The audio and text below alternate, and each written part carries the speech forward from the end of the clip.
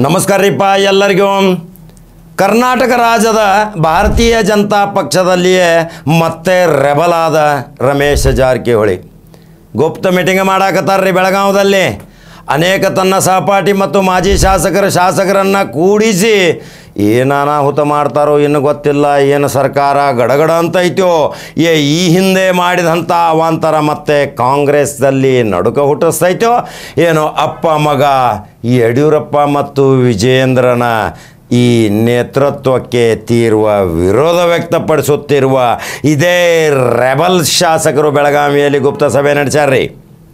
ಯಾವಾಗಲೂ ರಮೇಶ್ ಜಾರಕಿಹೊಳಿ ತನ್ನ ಅಖಾಡ ಕೇಳಿದ ತಕ್ಷಣ ಅನೇಕ ತನ್ನ ಹಳೆಯ ಮಿತ್ರ ಮತ್ತು ಈಗಿನ ಮಿತ್ರ ಶಾಸಕರದಾರ್ರಿ 50-60 ಶಾಸಕರ ಜೊತೆ ನಿರಂತರ ಸಂಪರ್ಕ. ಈ ಸಂಪರ್ಕದಿಂದ ಏನಾದರೂ ಯಶಸ್ಸು ಸಾಧಿಸಿದರೆ ಸರ್ಕಾರಕ್ಕೆ ಏನಾದರೂ ತೊಂದರೆ ಆಗಿದೆಯೋ ಏನು ಭಾರತೀಯ ಜನತಾ ಪಕ್ಷದಲ್ಲಿ ಈಗ ಪಾದಯಾತ್ರೆಯ ಮುಖಾಂತರ ಅವರೇ ಭ್ರಷ್ಟಾಚಾರಿಗಳದಾರ ಇನ್ನು ಪಾದಯಾತ್ರೆ ಮಾಡಿ ಏನು ಸಾಧನೆ ಮಾಡ್ತಾರೆ ಅದರ ಸಲುವಾಗಿ ನಾವು ಕೂಡಲ ಸಂಗಮದಿಂದ ಬೆಂಗಳೂರವರೆಗೆ ಪಾದಯಾತ್ರೆ ಇದೇ ರೆಬಲ್ ಶಾಸಕರೊಂದಿಗೆ ಕೂಡಿಕೊಂಡು ರಮೇಶ್ ಜಾರಕಿಹೊಳಿ ಕೂಡಲ ಸಂಗಮದಿಂದ ಪಾದಯಾತ್ರೆ ಪ್ರಾರಂಭ ಆಯ್ತಂದ್ರೆ ಉತ್ತರ ಕರ್ನಾಟಕದಿಂದ ಬರ್ತಾರ ದಿಕ್ಕಿಲ್ಲದೆ ಓಡ್ತಾರನ್ನುವ ವಾಣಿ ಸತ್ಯಾಕೈತ್ರಿ. ಇದೇ ಉತ್ತರ ಕರ್ನಾಟಕದ ಅನೇಕ ಮಹಾನ ಸಂತರು ಸೂಫಿ ಸಂತರು ಮಹಾತ್ಮರ ಒಂದು ಅನುಗ್ರಹ ಮತ್ತು ಆಶೀರ್ವಾದದೊಂದಿಗೆ ಇನ್ನು ಪಾದಯಾತ್ರೆ ಪ್ರಾರಂಭ ಆಗುವ ಸಲುವಾಗಿ ಇನ್ನು ಗುಪ್ತ ರಹಸ್ಯ ಸಭೆಗಳು ನಡೆದಾವ. ರಮೇಶ್ ಜಾರಕಿಹೊಳಿ ಜೊತೆ ಕಾಂಗ್ರೆಸ್ ಶಾಸಕರು ಸಹಿತ ಪಿಸು ಮಾತಾಡಕತ್ತಾರ್ರಿ. ಹೆಂಗೆ ಮಹಾರಾಷ್ಟ್ರದಲ್ಲಿ ಅಜಿತ್ ಪವಾರ್ ಮತ್ತು ಶಿಂದೆ ಬಣ ಹೆಂಗೆ ಬಂಡೇಳಿ ಎದ್ದು ಸರ್ಕಾರನ ಉಲಟ ಪಲಟ ಮಾಡಿ ಸರ್ಕಾರ ರಚನೆ ಮಾಡಿದ್ದು ಏನು ಕರ್ನಾಟಕ ರಾಜ್ಯದ ಇನ್ನು ರಮೇಶ್ ಜಾರಕಿಹೊಳಿಯನ್ನು ಸುಮ್ಮಕೊಳ್ತಾನ್ರಿ. ರಮೇಶ್ ಜಾರಕಿಹೊಳಿ ಯಾವ ಬಾವುಟ ಹಿಡ್ಕೊಂಡೇನು ಪಾದಯಾತ್ರೆ ಪ್ರಾರಂಭ ಆಕೈತಿ. ಆ ಪಾದಯಾತ್ರೆಯಿಂದ ಇನ್ನು ಕರ್ನಾಟಕ ಜನತೆ ರಮೇಶ್ ಜಾರಕಿಹೊಳಿ ನೋಡಾಕತೈತಿ. ಇನ್ನು ರಮೇಶ್ ಜಾರಕಿಹೊಳಿ ಯಾವ ನಿರ್ಣಯ ತಗೋತಾನ ಅದರ ಮೇಲೆ ಅವಲಂಬನ ಐತಿ.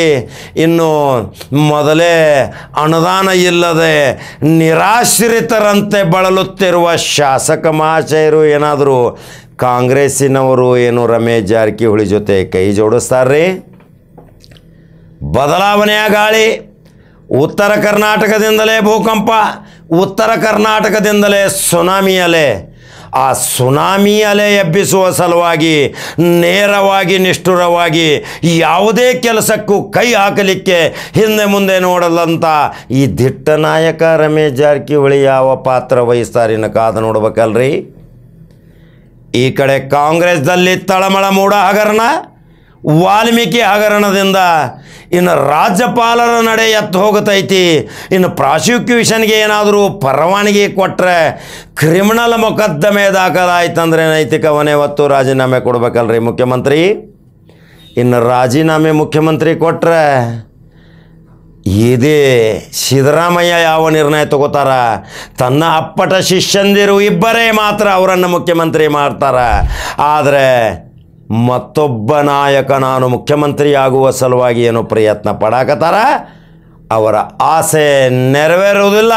ಈ ರಮೇಶ್ ಜಾರಕಿಹೊಳಿ ಯಾವಾಗ ಅಖಾಡ ಕೇಳಿದ ತಕ್ಷಣ ಇನ್ನು ಏನು ತಳಮಳ ಆಗತೈತಿ, ಇನ್ನು ಕರ್ನಾಟಕ ರಾಜ್ಯದ ರಾಜಕಾರಣದಲ್ಲಿ ಹೊಸ ಸುದ್ದಿ ಅವಾಂತರ ಸೃಷ್ಟಿ ಆಕೈತಿ ಅನ್ನೋದು ಕಾದು ನೋಡ್ಬೇಕಲ್ರಿ.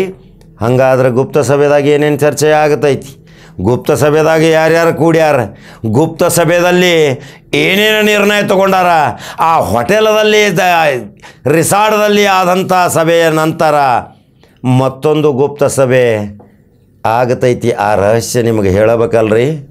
ಕಾದು ನೋಡ್ಕೊತ ಹೋಗ್ರಿ.